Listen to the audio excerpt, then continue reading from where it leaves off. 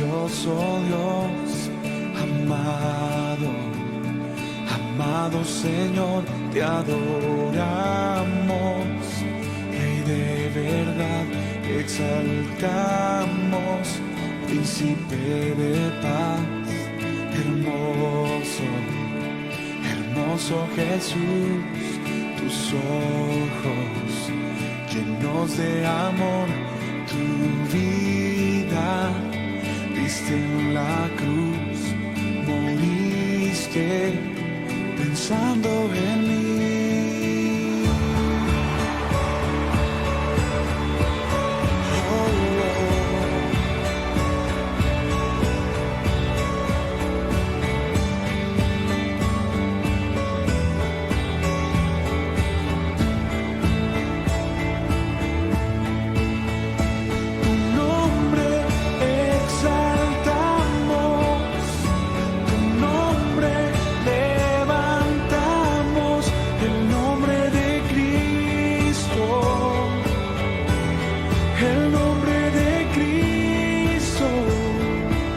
Zamorano. Precioso, precioso Dios, amado, amado Señor, te adoramos, Rey de verdad, exaltamos, Príncipe de paz, hermoso, hermoso Jesús, tus ojos llenos de amor, tu vida diste en la cruz, moriste pensando en mí. Oh, oh.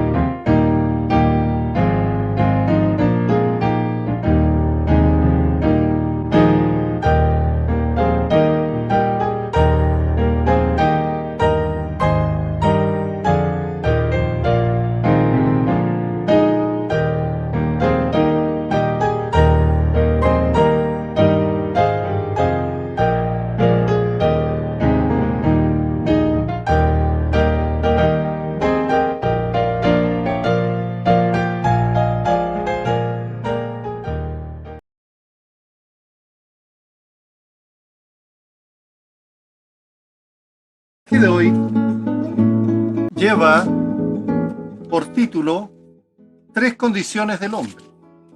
Está en primera carta a Corintios 2, versículos 14 y 15, y primera carta a los Corintios, capítulo 3, versículo 1. Le voy a pedir a mi esposa y hermana en la fe, Talía, que me lea estos tres versículos. Amén. Primera de Corintios, capítulo 2, versículos 14 y 15. Pero el hombre natural no percibe las cosas que son del Espíritu de Dios, porque para él son locura y no las puede entender, porque se han de discernir espiritualmente. En cambio, el espiritual juzga todas las cosas, pero él no es juzgado de nadie. 3:1. De manera que yo, hermanos, no pude hablaros como a espirituales, sino como a carnales, como a niños en Cristo. Amén. Amén. Oremos.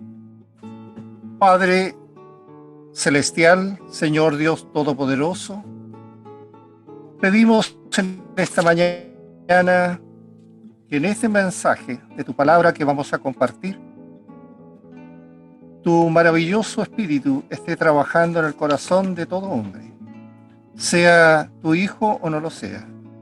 Haga comprender cuál es nuestra condición frente a ti en este instante, en este momento, para saber, Señor, cómo estamos ante ti, Padre, porque un día tendremos que estar en tu presencia y es necesario que el hombre conozca su condición antes de partir. Así que, Señor, háblanos, porque tus siervos, tu pueblo y tu creación escuchan en este momento tu mensaje. En Cristo Jesús te lo pedimos. Amén, amén y amén.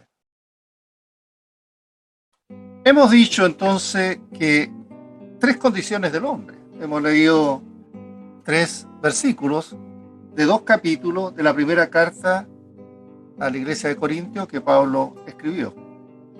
Así que en estos versículos leídos, Pablo clasifica al hombre en tres posiciones. Por tanto, estas posiciones definen la manera en que todo hombre se enfrentará al juicio de Dios cuando muera. No importa la organización cristiana a la cual pertenezca. Nuestro fin eterno depende de la clasificación en la cual nos encontramos. Los tres son categorías: el hombre natural, el hombre carnal y el hombre espiritual. ¿Qué es el hombre natural? Ahí dice en el versículo 1 Corintios 14, pero el hombre natural no percibe las cosas que son del Espíritu de Dios, porque para él son locura, dice, y no las puede entender, porque se han de discernir espiritualmente. La palabra natural es traducida de la palabra griega psychos, que significa sensual, es decir, de las sensaciones producidas por los sentidos del hombre. Esto se refiere al hombre en un estado inconverso, es decir, natural. Él no tiene contacto con Dios. Este hombre natural no conoce a Dios. El hombre natural entonces no es salvo. Y es la condición que todos nosotros traemos y tenemos al nacer en este mundo.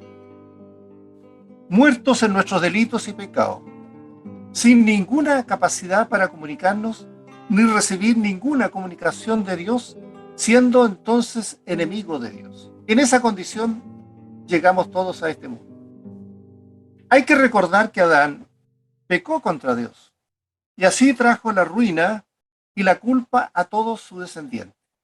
Toda la raza humana fue entonces hundida en el pecado por Adán y nuestro estado natural fue heredado de él. Esa es la condición natural. Por eso Pablo, en su carta a los Romanos 5:19, señala lo siguiente: porque así como por la desobediencia de un hombre los muchos fueron constituidos pecadores, así también por la obediencia de uno los muchos serán constituidos justos. Es por esta causa que el hombre natural no percibe las cosas que son del Espíritu de Dios. Le es imposible para él, son locuras. El hombre natural es el hombre sabio del mundo en general. Y él no percibe las cosas que son del Espíritu de Dios, porque su orgullo de racionamiento, que es carnal, es realmente una oposición al estado espiritual.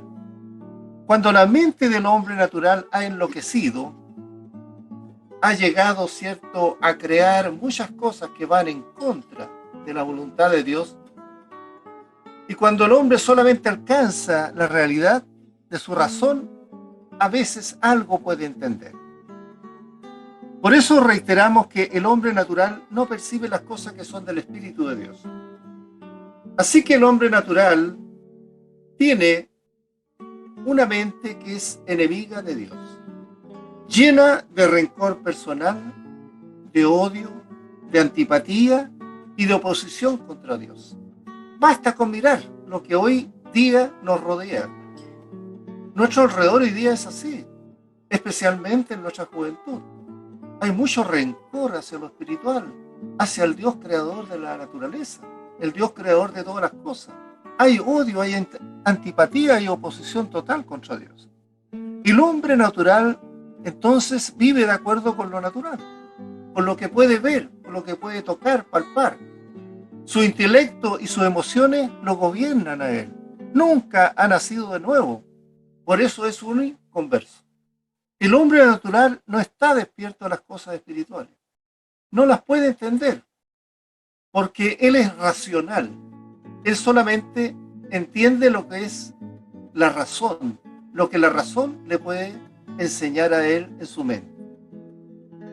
La palabra de Dios, sus promesas, su gracia y la fe son cosas incomprensibles para el hombre natural.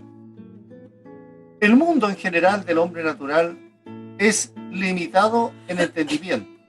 Tiene un entendimiento finito, muy limitado. Lo mismo pasa en sus sentimientos. El hombre natural no puede entrar en el reino de Dios, porque para él no hay lugar en el reino de Dios como hombre natural. Jesús dijo, ahí en el Evangelio de Juan 3:3, de cierto te digo, que el que no naciere de nuevo no puede ver el reino de Dios. ¿Por qué entonces el hombre natural no puede percibir las cosas del Espíritu? Porque en su desarrollo intelectual se basa en los fenómenos de la materia y de la energía. Y como generalmente ha recibido algunos estudios, él piensa que por la preparación que tiene, puede entender cualquier cosa que se haya escrito, lo que no es así. Por eso cree que con leer la Biblia la va a entender, y va a entender el fondo y el mensaje de Dios. No, no es así. El mundo espiritual para un hombre natural sencillamente es como un cuento de hadas o una locura.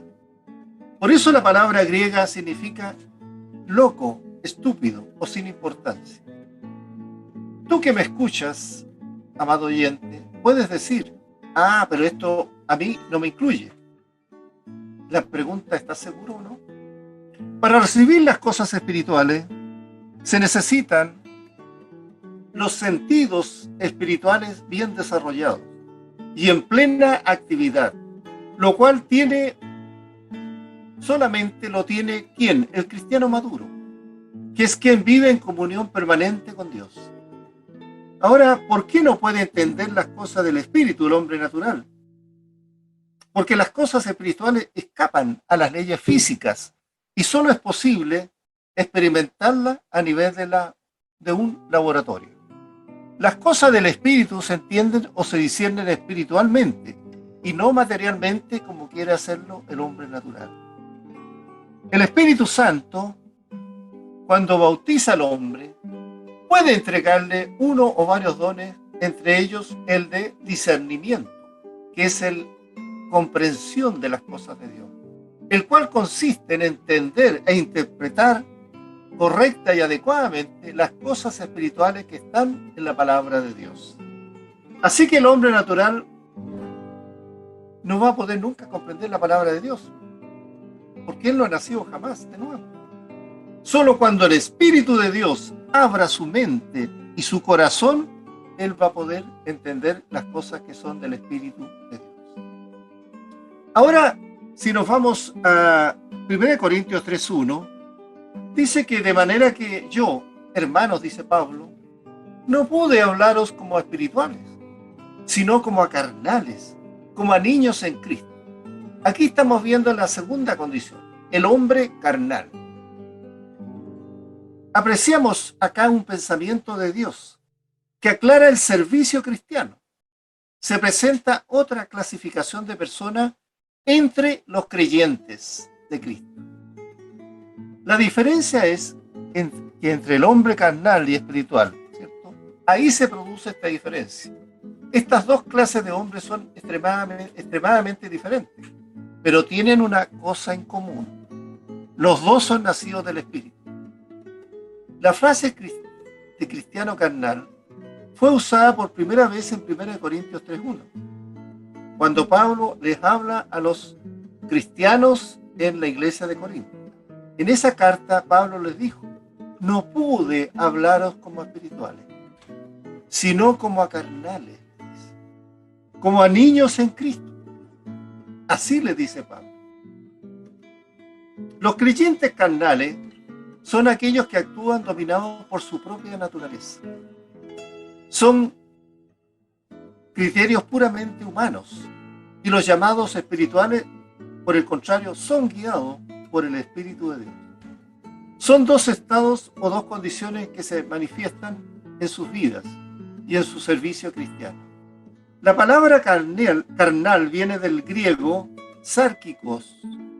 La palabra carnal viene también del francés y del latín carna, que significa sensual. Es aquello que es atraído por los sentidos y por el espíritu. Y no, por el espíritu. Y el apóstol Pablo habló de esta gente diciendo, ahí, cierto, en Filipenses 3:19, el fin de los cuales será perdición, cuyo Dios es el vientre y cuya gloria es su vergüenza, que solo piensan en lo terrenal. Esto escribió Pablo en su carta a los Filipenses 3:19. También Pablo dijo que tuvo que hablarles como a niños, ¿cierto? Tuvo que hablarles a ellos como niños en Cristo. Lo que aprendemos en este pasaje es que el cristiano carnal es como un niño. Es uno que ha nacido de Dios, pero vive fuera del reino de Dios. No crece espiritualmente, no madura, no se puede cuidar solo espiritualmente. El punto es que este cristiano ya debería haber pasado en su vida esta etapa y haber crecido en vida espiritual. Es como niño que todavía no puede escribir ni leer. Debemos preocuparnos por estos niños cristianos que todavía en nuestras iglesias siguen siendo carnales. En otras palabras, estos son los que dejan que su naturaleza física actúe con entera libertad, de acuerdo a sus propias inclinaciones personales. ¿Cuál es la señal de la carnalidad? ¿Cómo se puede identificar a un creyente carnal? La respuesta la encontramos en misma primera carta a los Corintios 3:3. Porque aún sois carnales, pues habiendo entre vosotros, dice Pablo, celos, contiendas y disensiones, ¿no sois carnales y andáis como los hombres? El creyente carnal no ha crecido espiritualmente y evidencia falta de discernimiento espiritual. Y no es porque no tenga el Espíritu Santo habitando en él, sino porque no está creciendo en el conocimiento de Cristo. No está dejando que el Espíritu trabaje en su vida. Los métodos que usa el creyente carnal para actuar son meramente humanos y por medio de ellos quiere llegar a obtener resultados espirituales. No se somete a los métodos espirituales de Dios, sino en sus propias fuerzas quiere obtener resultados espirituales. Así que se limita a trasladar al ámbito cristiano actitudes, costumbres, actividades de entretenimiento y de convivencia social que constituyen la forma de vivir y de convivir en sociedad, pero que no son propias de los creyentes. Cuando nacemos a la vida, todos somos carnales, decíamos recién. Y cuando nacemos de nuevo, esta carnalidad no debe, ¿cierto? Debe determinar en nuestra vida pasada. El problema con los cristianos de Corintios fue que luego de varios años, todavía muchos de ellos seguían siendo carnales. Así que Pablo lo expresó también cuando dijo en la carta a Gálatas 5, 19 al 21, dijo lo siguiente Pablo: y manifiestas son las obras de la carne, que son adulterio, fornicación, inmundicia, lascivia, idolatría, hechicería, enemistades, pleitos, celos, iras, contienda, disensiones, herejías, envidias, homicidios, borracheras, orgía y cosas semejantes a esto, acerca de las cuales os amonesto, dijo Pablo, como ya lo he dicho antes, que los que practican tales cosas no heredarán el reino de Dios. De manera que la carnalidad del hombre, si no es removida por medio de la conversión, cuando recibió a Cristo como Señor y Salvador de su vida, debe ser removida por medio de la obra de santificación. El lograr un estado libre de carnalidad viene solo por medio de la cruz. La experiencia de la conversión ocurre en un instante, pero la santificación es un proceso continuo mientras está con vida. Por esto Pablo dice en 1 Tesalonicenses 4:3, pues la voluntad de Dios es vuestra santificación, que os apartéis de fornicación. En el fondo, los cristianos carnales son el peso más grande de la iglesia. ¿Qué pasa con el hombre espiritual? En cambio, dice, ¿cierto? Ahí en 1 Corintios 2:15, en cambio, el espiritual juzga todas las cosas, pero él no es juzgado de nadie. El hombre espiritual crucifica continuamente los deseos de la carne. La carnalidad nunca perseguirá a Jesús, pero cuando negamos a nuestros deseos carnales y los eliminamos de nuestra vida, llegamos a conocer la mente de Cristo. Las características destacadas del hombre espiritual son, primeramente, que siempre va a sentir los deseos de Cristo. El cristiano carnal pone su enfoque en la experiencia de su conversión, pero el cristiano espiritual es consumido por Cristo mismo. Cristo vive enteramente en su interior. El hombre espiritual ha sido transformado y piensa, actúa y reacciona de una forma agradable al Señor. Todo lo que hace es dirigido por su deseo de agradar siempre a Cristo. Otra cosa que tiene el hombre espiritual es que es el fruto del Espíritu. Ese que conocemos en Gálatas, cuando Pablo escribe en Gálatas 5:22. Mas el fruto del Espíritu, ¿qué es lo que es? El amor, el gozo, la paz, la paciencia, la benignidad, la bondad, la fe, la mansedumbre y la templanza. Así que es importante distinguir entre el fruto del Espíritu y las obras del Espíritu. Las obras del Espíritu son para la edificación de la iglesia en general, pero el fruto del Espíritu es el resultado de la morada que el Espíritu Santo tiene en el interior de cada uno de los creyentes. También es importante en el hombre natural la dirección del Espíritu que él tiene. Por eso Pablo en Romanos 8:14 dice, porque todos los que son guiados por el Espíritu de Dios, estos son hijos de Dios. El hombre espiritual es dirigido por el Espíritu Y seguir al Espíritu es un proceso, lo que hace que mientras aprendemos a seguir a Jesús, comenzamos también a sentir la dirección del Espíritu.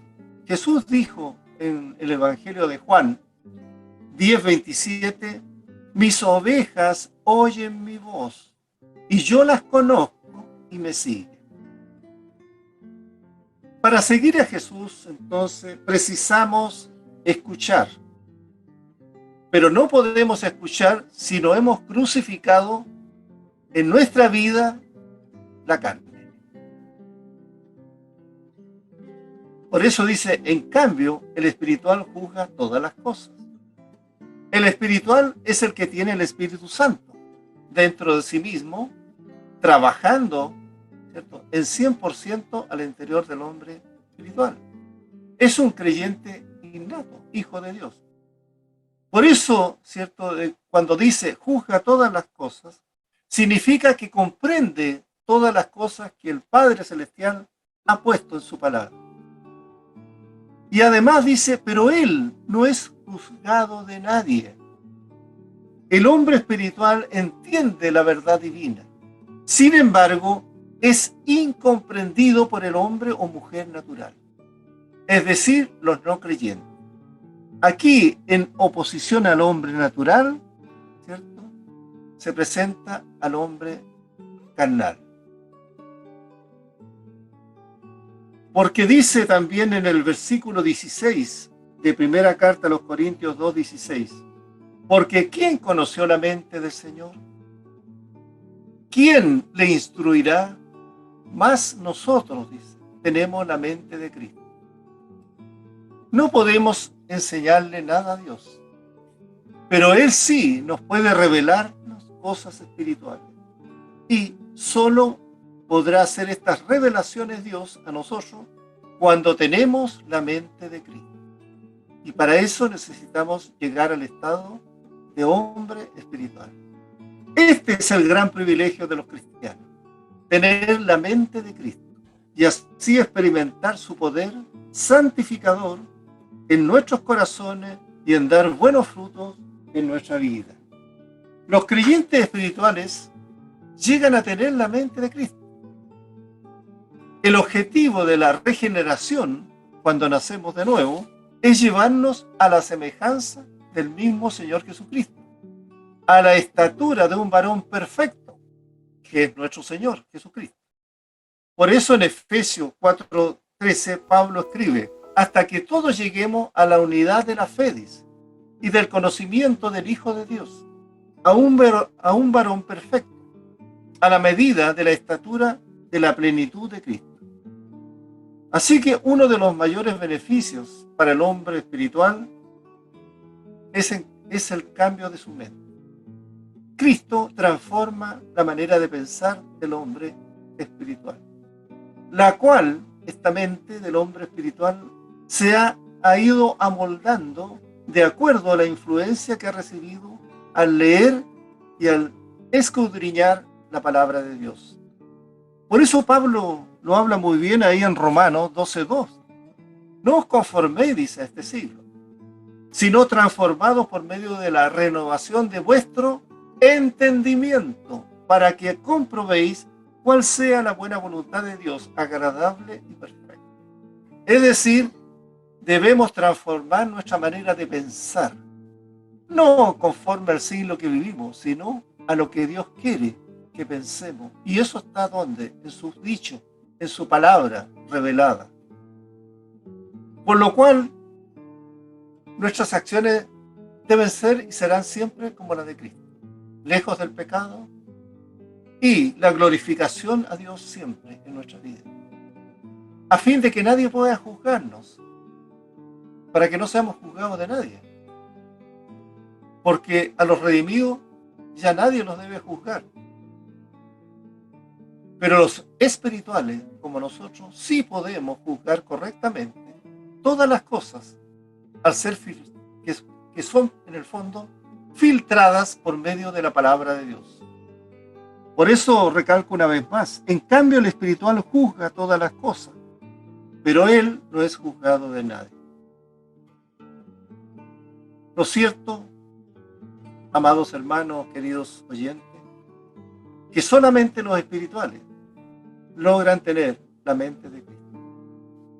En resumen, amados hermanos oyentes, Pablo ha presentado dos clases de seres humanos: el ser natural o el ser espiritual. El hombre natural, decíamos, es el descendiente de Adán, nacido en este mundo con una naturaleza pecaminosa, con una propensión y una inclinación natural para hacer el mal. No podemos esperar mucho de este hombre natural, quien probablemente nos dirá: yo vivo y actúo lo mejor que puedo. Y probablemente él nos esté diciendo la verdad. Trata de ser bueno, trata de hacer lo mejor posible, porque él no tiene el Espíritu de Dios. Pero por el otro lado tenemos al hombre espiritual, el que tiene el Espíritu de Dios, el que es hijo de Dios. Él comprende todas las cosas porque tiene discernimiento, una percepción espiritual. Este criterio espiritual hace que resulte incomprendidos para los que no están con el Espíritu de Dios. Por eso ellos, los naturales, se guían por el sistema del mundo. Nosotros, los espirituales, nos guiamos por el sistema que Dios ha establecido en su palabra. La pregunta ahora es: ¿qué tipo de hombre o mujer eres tú? ¿Eres carnal? ¿Eres natural o eres espiritual? ¿Cuál de estas categorías tú vas a presentar cuando tengas juicio delante de Dios? Para ti, estimado oyente, si tú quieres iniciar una relación con Dios al creer en el Señor Jesucristo como tu Señor y Salvador, y depositando por la fe tu confianza en Él y en la eficacia de su sacrificio en la cruz,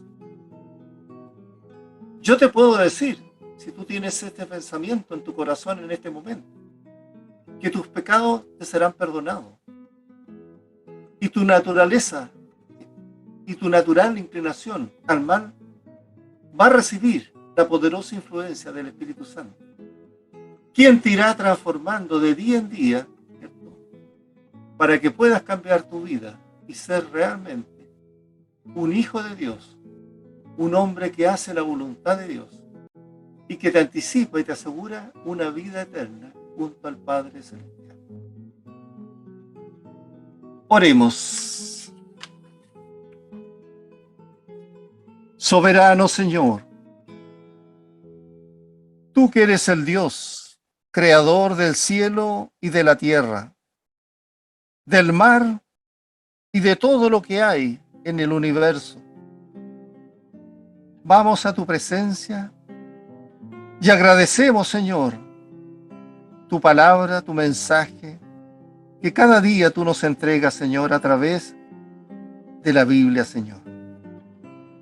Eso nos permite, Padre, enderezar nuestros caminos espirituales y así también poder obedecer a tu voluntad siempre y cada día en el caminar que tenemos en esta vida, mientras esperamos que tú nos llames a tu presencia para poder entregar nuestras acciones al juicio que tú haces eterno, para el hombre espiritual y para el hombre carnal. Amados, que el Señor te bendiga y te guarde. Que el Señor haga resplandecer su rostro sobre ti y tenga de ti misericordia. Que el Señor alce sobre ti su rostro y ponga en ti la paz. Todo esto te lo pedimos en el nombre maravilloso de nuestro Señor Jesucristo. Sea para Él la gloria. Amén, amén.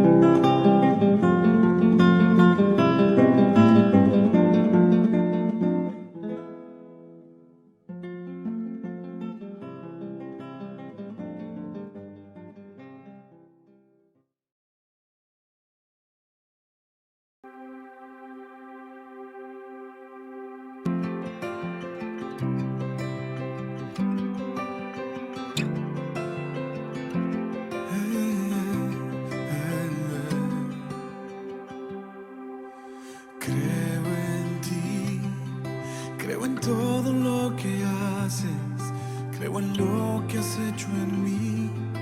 Llegaste y me rescataste. Creo en ti.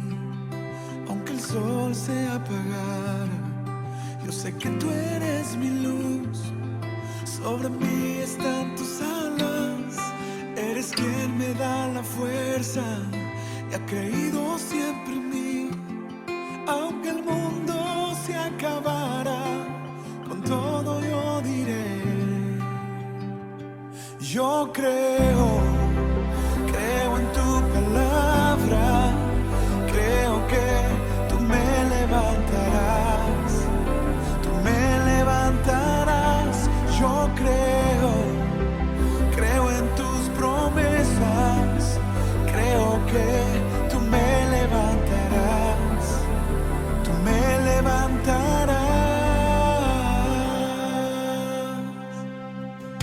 Creo en ti, creo en todo lo que haces. Creo en lo que has hecho en mí. Llegaste y me rescataste. Creo en ti. Aunque el sol se apagara, yo sé que tú eres mi luz. Sobre mí están tus alas. Eres quien me da la fuerza y ha creído siempre en mí. Aunque el mundo se acabara, con todo yo diré: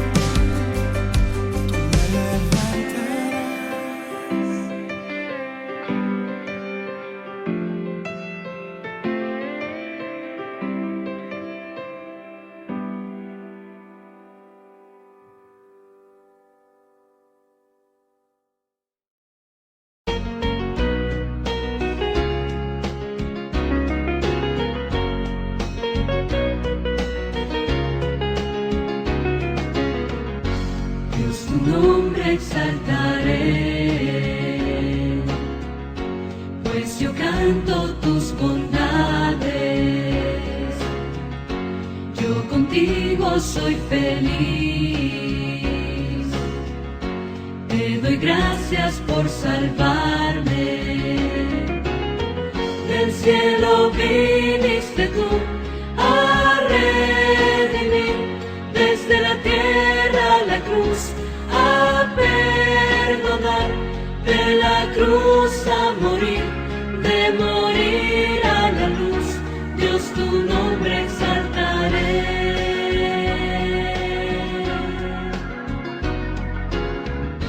Dios, tu nombre exaltaré, pues yo canto tus bondades. Yo contigo soy feliz. Te doy gracias por salvarme.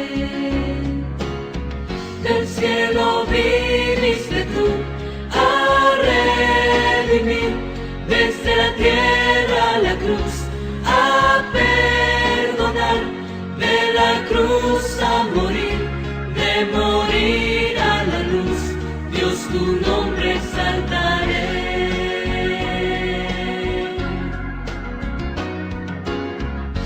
Dios, tu nombre exaltaré,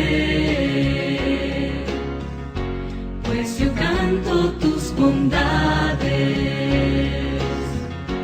Yo contigo soy feliz. Te doy gracias por salvarme. Del cielo viniste tú a redimir, desde la tierra a la cruz a perdonar, de la cruz a morir, de morir